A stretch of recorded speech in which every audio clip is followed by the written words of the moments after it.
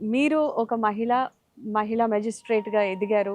జనరల్‌గా బయట ఉన్న వివక్షే న్యాయ వ్యవస్థలో కూడా ఉంటుందా మహిళలంటే? మేజిస్ట్రేట్ అన్నది ఫస్ట్ స్టెప్. దాంట్లో హైకోర్టు జడ్జిగా అన్నది కాన్స్టిట్యూషనల్ పోస్ట్. అక్కడి దాకా ఎదిగాము అనటం కరెక్టు.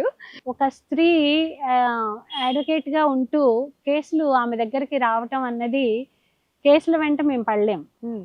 మగవాళ్ళన్నా అయితే కాస్త కేసుల వెంట వాళ్ళు వెంటబడి తెచ్చుకోగలుగుతారేమో. హ్మ్. మోటార్ యాక్సిడెంట్ జరిగితే ఒకప్పుడు అడ్వకేట్స్ అందరూ యాక్సిడెంట్ జరిగిన విక్టిమ్ దగ్గరికి వెళ్ళి హాస్పిటల్‌లో ఉన్నా సరే, "నీ కేసు నాకివ్వు, నీకు బీమా వచ్చేటట్లు చేస్తాను, ఇన్సూరెన్స్ వచ్చేటట్లు చేస్తాను" అని అడగగలరు. కానీ స్త్రీలు అలా ఎళ్లి హ్మ్. ఎక్కడ జరిగిందో తెలుసుకొని అడగలేరు.